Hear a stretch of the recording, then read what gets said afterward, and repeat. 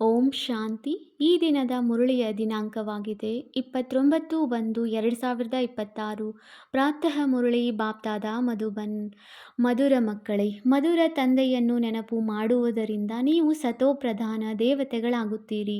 ಎಲ್ಲವೂ ನೆನಪಿನ ಯಾತ್ರೆಯ ಮೇಲೆ ಆಧಾರಿತವಾಗಿದೆ.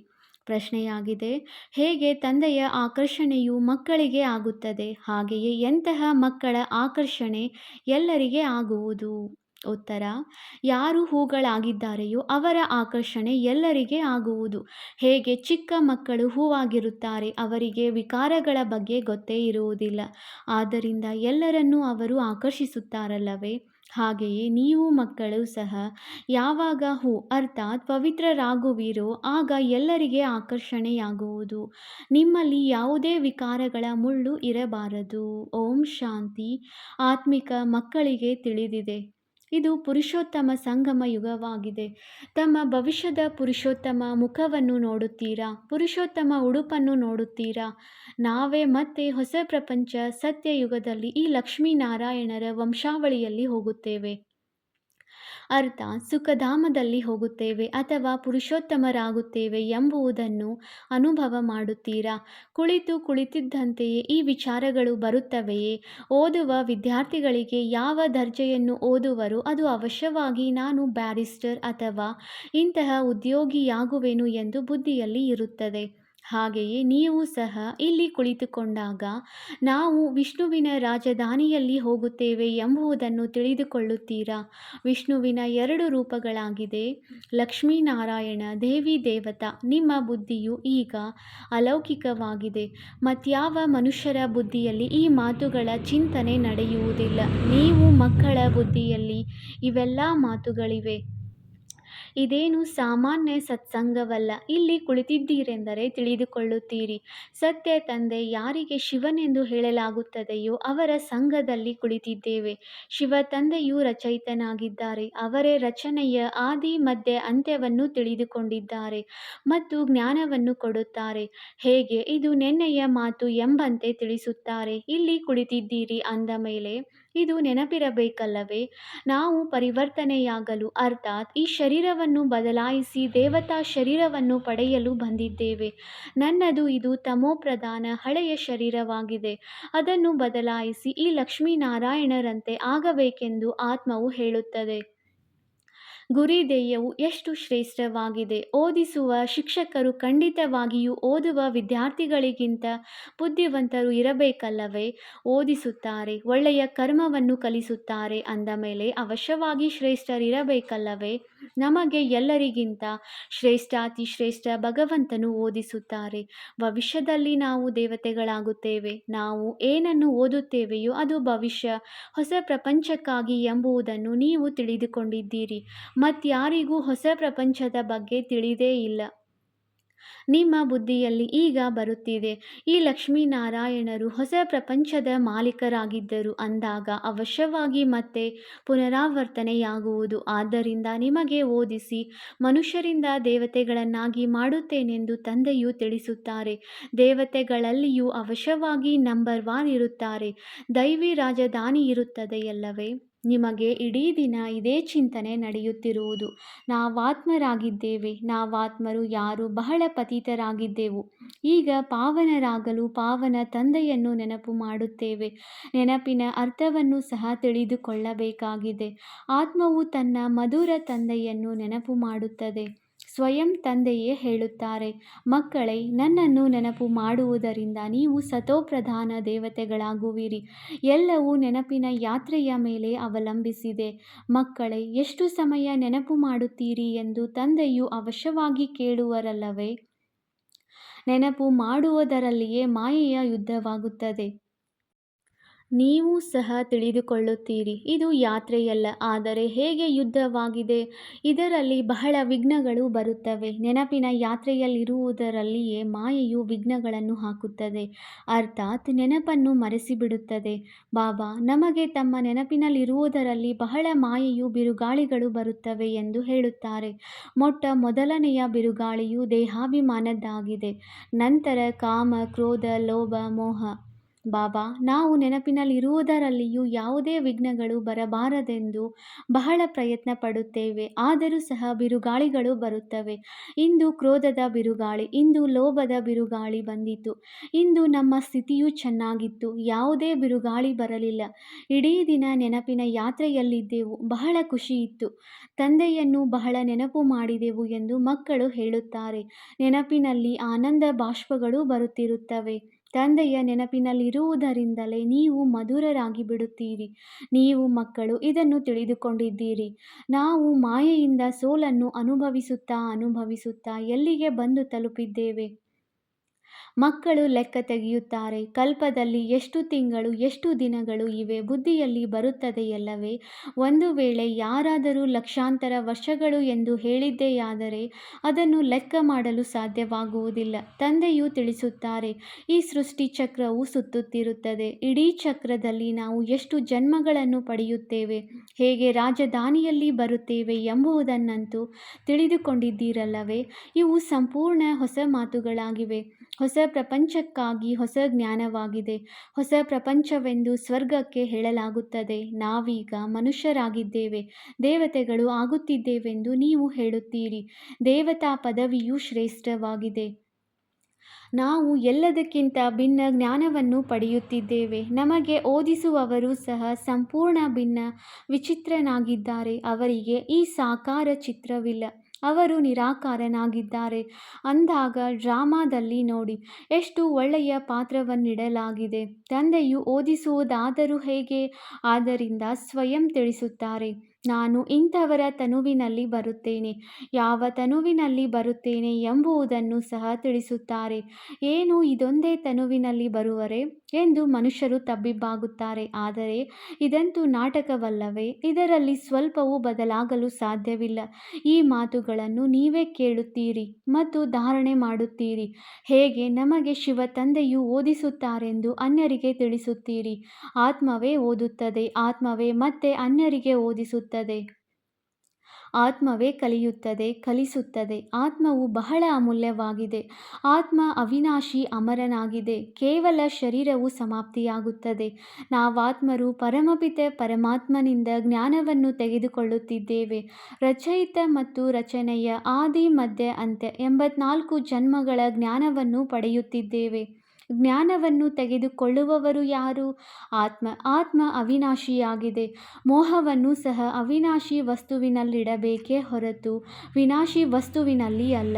ಇಷ್ಟು ಸಮಯದಿಂದ ನೀವು ವಿನಾಶಿ ಶರೀರದಲ್ಲಿಯೇ ಮೋಹವನ್ನಿಡುತ್ತಾ ಬಂದಿದ್ದೀರಿ. ಈಗ ತಿಳಿದುಕೊಳ್ಳುತ್ತೀರಿ, ನಾವಾತ್ಮರಾಗಿದ್ದೇವೆ. ಶರೀರದ ಅಭಿಮಾನವನ್ನು ಬಿಡಬೇಕಾಗಿದೆ.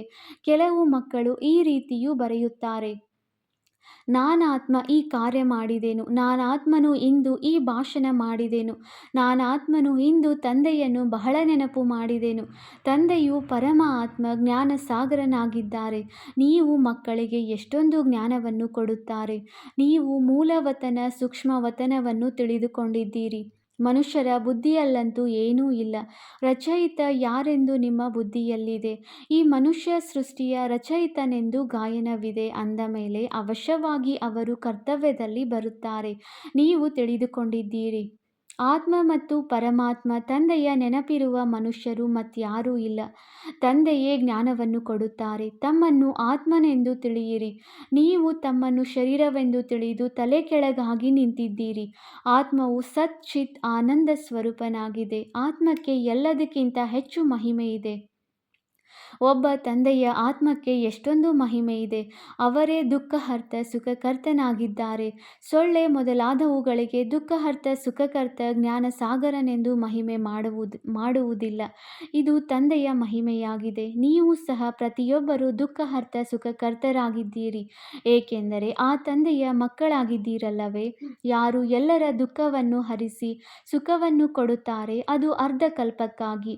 ಈ ಜ್ಞಾನವು ಮತ್ಯಾರಲ್ಲಿಯೂ ಇಲ್ಲ. ಇಲ್ಲ. ಜ್ಞಾನಪೂರ್ಣನು ಒಬ್ಬರೇ ತಂದೆಯಾಗಿದ್ದಾರೆ. ನಮ್ಮಲ್ಲಿ ಜ್ಞಾನವಿಲ್ಲ, ಒಬ್ಬ ತಂದೆಯನ್ನೇ ತಿಳಿದುಕೊಂಡಿಲ್ಲ ಅಂದ ಮೇಲೆ ಇನ್ಯಾವ ಜ್ಞಾನವಿರುವುದು? ಈಗ ನೀವು ಅನುಭವ ಮಾಡುತ್ತೀರಿ. ನಾವು ಮೊದಲು ಜ್ಞಾನವನ್ನು ತೆಗೆದುಕೊಳ್ಳುತ್ತಿದ್ದೆವು, ಆದರೆ ಏನನ್ನೂ ತಿಳಿದುಕೊಂಡಿರಲಿಲ್ಲ. ಹೇಗೆ ಚಿಕ್ಕ ಮಕ್ಕಳಲ್ಲಿ ಜ್ಞಾನವು ಇರುವುದಿಲ್ಲ ಮತ್ತು ಯಾವುದೇ ಅವಗುಣಗಳು ಇರುವುದಿಲ್ಲ, ಆದ್ದರಿಂದ ಅವರಿಗೆ ಮಹಾತ್ಮರೆಂದು ಹೇಳಲಾಗುತ್ತದೆ, ಏಕೆಂದರೆ ಪವಿತ್ರರಾಗಿದ್ದಾರೆ. ಎಷ್ಟು ಚಿಕ್ಕ ಮಗುವೋ ಅಷ್ಟು ನಂಬರ್ ಒನ್ ಹೂವಾಗಿದೆ. ಅಂಥವರದು ಹೇಗೆ ಕರ್ಮಾತೀತ ಸ್ಥಿತಿಯಾಗಿದೆ, ಏಕೆಂದರೆ ಕರ್ಮ ವಿಕರ್ಮ ಏನೂ ಗೊತ್ತಿರುವುದಿಲ್ಲ, ಕೇವಲ ತನ್ನನ್ನೇ ತಿಳಿದುಕೊಂಡಿರುತ್ತಾರೆ. ಅವರು ಹೂವಾಗಿದ್ದಾರೆ, ಆದ್ದರಿಂದ ಎಲ್ಲರನ್ನೂ ಆಕರ್ಷಿಸುತ್ತಾರೆ. ಹೇಗೆ ಶಿವ ತಂದೆಯು ಆಕರ್ಷಿಸುತ್ತಾರಲ್ಲವೇ? ತಂದೆಯು ಬಂದಿರುವುದೇ ನಿಮ್ಮೆಲ್ಲರನ್ನೂ ಹೂಗಳನ್ನಾಗಿ ಮಾಡಲು. ನಿಮ್ಮಲ್ಲಿ ಕೆಲವರು ಬಹಳ ಕೆಟ್ಟ ಮುಳ್ಳುಗಳು ಇದ್ದಾರೆ, ಪಂಚವಿಕಾರಗಳೆಂಬ ಮುಳ್ಳುಗಳು ಇವೆಯಲ್ಲವೇ? ಈ ಸಮಯದಲ್ಲಿ ನಿಮಗೆ ಹೂಗಳು ಮತ್ತು ಮುಳ್ಳುಗಳ ಜ್ಞಾನವಿದೆ. ಮುಳ್ಳುಗಳ ಅಡವಿಯೂ ಇರುತ್ತದೆ. ಬಬುಲ್ನ ಮುಳ್ಳು ಎಲ್ಲದಕ್ಕಿಂತ ದೊಡ್ಡದಾಗಿರುತ್ತದೆ. ಆ ಮುಳ್ಳುಗಳಿಂದಲೂ ಬಹಳ ವಸ್ತುಗಳು ತಯಾರಾಗುತ್ತವೆ. ಮನುಷ್ಯರನ್ನು ಹೀಗೆ ಹೋಲಿಕೆ ಮಾಡಲಾಗುತ್ತದೆ. ತಂದೆಯು ತಿಳಿಸುತ್ತಾರೆ, ಈ ಸಮಯದಲ್ಲಿ ಬಹಳ ದುಃಖವನ್ನು ಕೊಡುವಂತಹ ಮನುಷ್ಯರು ಮುಳ್ಳಾಗಿದ್ದಾರೆ. ಆದ್ದರಿಂದ ಇದಕ್ಕೆ ದುಃಖದ ಪ್ರಪಂಚವೆಂದು ಹೇಳಲಾಗುತ್ತದೆ. ತಂದೆಯು ಸುಖದಾತನೆಂದು ಹೇಳುತ್ತಾರೆ. ಮಾಯಾ ರಾವಣನು ದುಃಖದಾತನಾಗಿದ್ದಾನೆ. ಮತ್ತೆ ಸತ್ಯಯುಗದಲ್ಲಿ ಮಾಯೆಯೇ ಇರುವುದಿಲ್ಲ, ಆದ್ದರಿಂದ ಈ ಮಾತುಗಳು ಇರುವುದಿಲ್ಲ. ಡ್ರಾಮಾದಲ್ಲಿ ಒಂದು ಪಾತ್ರವು 2 ಬಾರಿ ನಡೆಯಲು ಸಾಧ್ಯವಿಲ್ಲ. ಬುದ್ಧಿಯಲ್ಲಿದೆ. ಇಡೀ ಪ್ರಪಂಚದಲ್ಲಿ ಯಾವ ಪಾತ್ರವು ಅಭಿನಯಿಸಲ್ಪಡುವುದೋ ಅದೆಲ್ಲವೂ ಹೊಸದಾಗಿದೆ. ನೀವು ವಿಚಾರ ಮಾಡಿ. ಸತ್ಯಯುಗದಿಂದ ಹಿಡಿದು ಇಲ್ಲಿಯವರೆಗೆ ದಿನಗಳು ಬದಲಾಗುತ್ತಿದೆ, ಚಟುವಟಿಕೆಗಳು ಬದಲಾಗುತ್ತಿದೆ. ಆತ್ಮದಲ್ಲಿ ಪೂರ್ಣ 5000 ವರ್ಷಗಳ ಸಂಸ್ಕಾರವು ಅಡಕವಾಗಿದೆ. ಅದು ಬದಲಾಗಲು ಸಾಧ್ಯವಿಲ್ಲ. ಪ್ರತಿಯೊಂದು ಆತ್ಮನಲ್ಲಿ ತನ್ನ ಪಾತ್ರವು ತುಂಬಲ್ಪಟ್ಟಿದೆ. ಈ ಒಂದು ಮಾತನ್ನು ಯಾರೂ ತಿಳಿದುಕೊಳ್ಳಲು ಸಾಧ್ಯವಿಲ್ಲ. ಈಗ ಆದಿ ಮಧ್ಯ ಅಂತ್ಯವನ್ನು ನೀವು ತಿಳಿದುಕೊಂಡಿದ್ದೀರಿ. ಇದು ಶಾಲೆಯಲ್ಲವೇ? ಸೃಷ್ಟಿಯ ಆದಿ ಮಧ್ಯ ಅಂತ್ಯವನ್ನು ತಿಳಿದುಕೊಳ್ಳಬೇಕಾಗಿದೆ. ತಂದೆಯನ್ನು ನೆನಪು ಮಾಡಿ ಪವಿತ್ರರಾಗುವ ವಿದ್ಯೆಯಾಗಿದೆ. ಇದಕ್ಕೆ ಮೊದಲೇ ನಾವೇ ಈ ರೀತಿಯಾಗಬೇಕೆಂದು ತಿಳಿದುಕೊಂಡಿರಲಿಲ್ಲ. ತಂದೆಯು ಎಷ್ಟು ಸ್ಪಷ್ಟ ಮಾಡಿ ತಿಳಿಸುತ್ತಾರೆ. ನೀವು ಮೊದಲ ನಂಬರ್ನಲ್ಲಿ ಈ ರೀತಿ ಇದ್ದೀರಿ, ನಂತರ ಕೆಳಗಿಳಿಯುತ್ತಾ ಇಳಿಯುತ್ತಾ ಈಗ ಏನಾಗಿ ಬಿಟ್ಟಿದ್ದೀರಿ? ಪ್ರಪಂಚವನ್ನು ನೋಡಿ, ಏನಾಗಿ ಬಿಟ್ಟಿದೆ? ಎಷ್ಟೊಂದು ಜನಸಂಖ್ಯೆ ಇದೆ. ಈ ಲಕ್ಷ್ಮೀನಾರಾಯಣರ ರಾಜಧಾನಿಯ ವಿಚಾರ ಮಾಡಿ, ಅಲ್ಲಿ ಹೇಗಿರುವುದು? ಇವರು ಎಲ್ಲಿರುವರೋ ಅಲ್ಲಿ ಹೇಗೆ ವಜ್ರ ರತ್ನಗಳ ಮಹಲುಗಳು ಇರುತ್ತವೆ. ಈಗ ಬುದ್ಧಿಯಲ್ಲಿ ಬರುತ್ತದೆ, ನಾವೀಗ ಸ್ವರ್ಗವಾಸಿಗಳಾಗುತ್ತಿದ್ದೇವೆ. ಅಲ್ಲಿ ನಾವು ನಮ್ಮ ಮನೆ ಇತ್ಯಾದಿಗಳನ್ನು ಕಟ್ಟುತ್ತೇವೆ. ಚಿನ್ನದ ದ್ವಾರಿಕೆ ಸಾಗರದಿಂದ ಹೊರ ಬರುತ್ತದೆ ಎಂದಲ್ಲ, ಇದನ್ನು ಶಾಸ್ತ್ರಗಳಲ್ಲಿ ತೋರಿಸಿದ್ದಾರೆ. ಶಾಸ್ತ್ರ ಎಂಬ ಹೆಸರೇ ನಡೆದು ಬರುತ್ತದೆ, ಮತ್ಯಾವುದೇ ಹೆಸರನ್ನಿಡುವುದಿಲ್ಲ. ಮತ್ತೆಲ್ಲವೂ ವಿದ್ಯೆಯ ಪುಸ್ತಕಗಳಾಗಿರುತ್ತವೆ.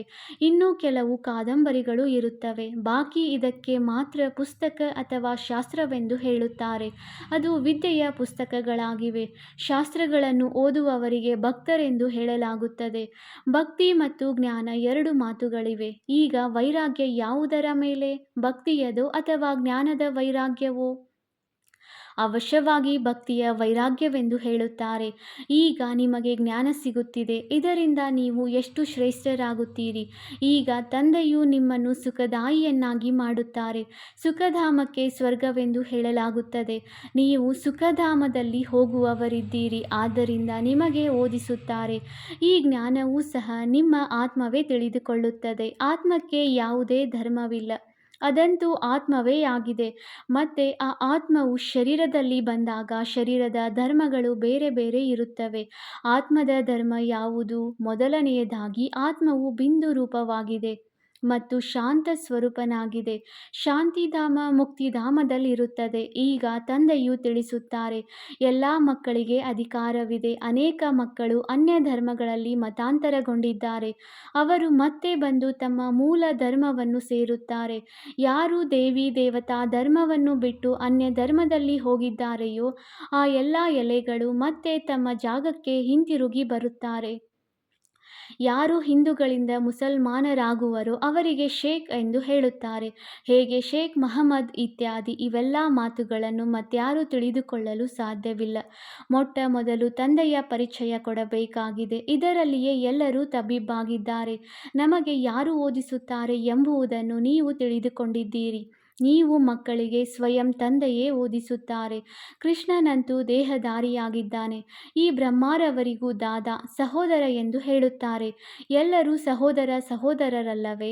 ಸ್ಥಾನದ ಮೇಲೆ ಆಧಾರಿತವಾಗಿದೆ. ಇದು ಸಹೋದರನ ಶರೀರ, ಇದು ಸಹೋದರಿಯ ಶರೀರವಾಗಿದೆ. ಇದನ್ನು ನೀವು ಈಗ ತಿಳಿದುಕೊಂಡಿದ್ದೀರಿ. ಆತ್ಮವಂತೂ ಒಂದು ಚಿಕ್ಕ ನಕ್ಷತ್ರ ಮಾದರಿಯಾಗಿದೆ. ಇಷ್ಟು ಚಿಕ್ಕ ನಕ್ಷತ್ರದಲ್ಲಿ ಎಷ್ಟು ದೊಡ್ಡ ಜ್ಞಾನವಿದೆ. ಈ ಆತ್ಮ ನಕ್ಷತ್ರ ಶರೀರವಿಲ್ಲದೆ ಮಾತನಾಡುವುದಕ್ಕೂ ಸಾಧ್ಯವಿಲ್ಲ. ಈ ನಕ್ಷತ್ರವು ಪಾತ್ರವನ್ನಭಿನಯಿಸಲು ಅಂಗಗಳು ಬೇಕು. ನಕ್ಷತ್ರಗಳ ಪ್ರಪಂಚವೇ ಬೇರೆಯಾಗಿದೆ. ಮತ್ತೆ ಇಲ್ಲಿ ಬಂದು ಆತ್ಮ ನಕ್ಷತ್ರವು ಶರೀರ ಧಾರಣೆ ಮಾಡುತ್ತದೆ. ಅದು ಆತ್ಮಗಳ ಮನೆಯಾಗಿದೆ. ಆತ್ಮವು ಎಷ್ಟು ಚಿಕ್ಕ ಬಿಂದುವಾಗಿದೆ. ಶರೀರವು ದೊಡ್ಡ ವಸ್ತುವಾಗಿದೆ. ಆದ್ದರಿಂದ ಅದನ್ನು ಎಷ್ಟೊಂದು ನೆನಪು ಮಾಡುತ್ತಾರೆ. ನೀವೀಗ ಒಬ್ಬ ಪರಮಪಿತ ಪರಮಾತ್ಮನನ್ನು ನೆನಪು ಮಾಡಬೇಕಾಗಿದೆ. ಆತ್ಮರು ಮತ್ತು ಪರಮಾತ್ಮನ ಮೇಳವೇ ಸತ್ಯ ಮೇಳವಾಗಿದೆ. ಆತ್ಮರು ಪರಮಾತ್ಮನಿಂದ ಬಹುಕಾಲ ಅಗಲಿದ್ದರೆಂದು ಗಾಯನವಿದೆ. ನಾವು ತಂದೆಯಿಂದ ಅಗಲಿದ್ದೇವಲ್ಲವೇ? ಎಷ್ಟೊಂದು ಸಮಯ ಅಗಲಿ ಹೋಗಿದ್ದೆವು ಎಂದು ನೆನಪು ಬರುತ್ತದೆ. ತಂದೆಯು ಕಲ್ಪಕಲ್ಪವು ಏನನ್ನು ತಿಳಿಸುತ್ತಾ ಬಂದಿದ್ದಾರೆ ಅದನ್ನೇ ಬಂದು ತಿಳಿಸುತ್ತಾರೆ. ಇದರಲ್ಲಿ ಸ್ವಲ್ಪವೂ ಅಂತರವಾಗಲು ಸಾಧ್ಯವಿಲ್ಲ. ಕ್ಷಣ ಪ್ರತಿಕ್ಷಣ ನಡೆಯುತ್ತದೆಯೋ ಅದು ಹೊಸದಾಗಿದೆ. ಒಂದು ಕ್ಷಣವು ಕಳೆಯುತ್ತದೆ, ಒಂದು ನಿಮಿಷ ಕಳೆಯುತ್ತದೆ. ಅದನ್ನು ಹೇಗೆ ಬಿಡುತ್ತಾ ಹೋಗುತ್ತಾರೆ? ಎಲ್ಲವೂ ಕಳೆಯುತ್ತಾ ಹೋಗುತ್ತದೆ. ಆದ್ದರಿಂದಲೇ ಇಷ್ಟು ವರ್ಷಗಳು, ಇಷ್ಟು ದಿನಗಳು, ನಿಮಿಷಗಳು, ಇಷ್ಟು ಸೆಕೆಂಡುಗಳನ್ನು ಪಾರು ಮಾಡಿ ಬಂದಿದ್ದೇವೆಂದು ಹೇಳುತ್ತಾರೆ. ಪೂರ್ಣ 5,000 ವರ್ಷಗಳಿದೆ.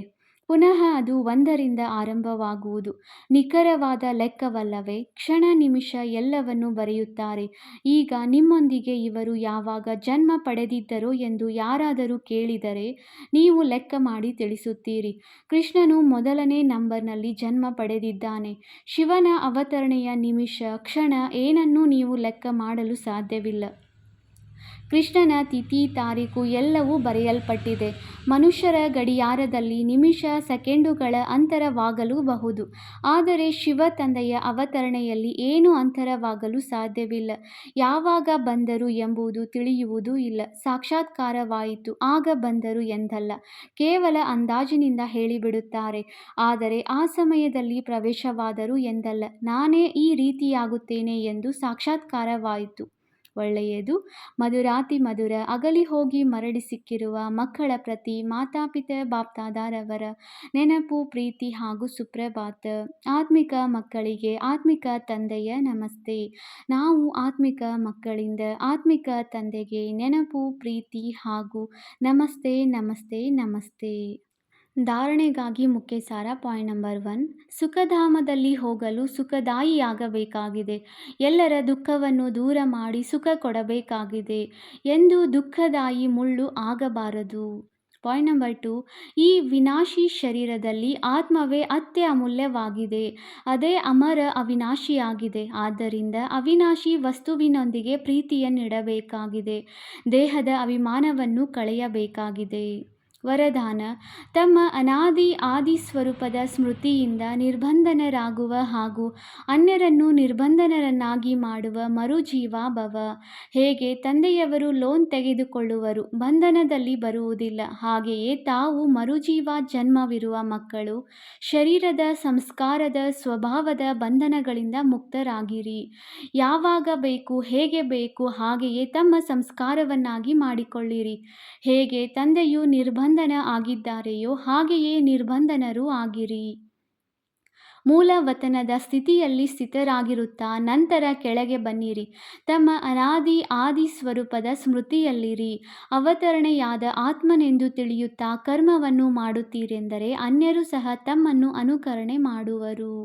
ಸ್ಲೋಗನ್: ನೆನಪಿನ ವೃತ್ತಿಯಿಂದ ವಾಯುಮಂಡಲವನ್ನು ಶಕ್ತಿಶಾಲಿಗೊಳಿಸುವುದು ಇದೇ ಮನಸಾ ಸೇವೆಯಾಗಿದೆ. ಅವ್ಯಕ್ತ ಸೂಚನೆ: ಈ ಅವ್ಯಕ್ತ ಮಾಸದಲ್ಲಿ ಬಂಧನ ಮುಕ್ತರಾಗಿ ಜೀವನ್ಮುಕ್ತ ಸ್ಥಿತಿಯ ಅನುಭವ ಮಾಡಿರಿ.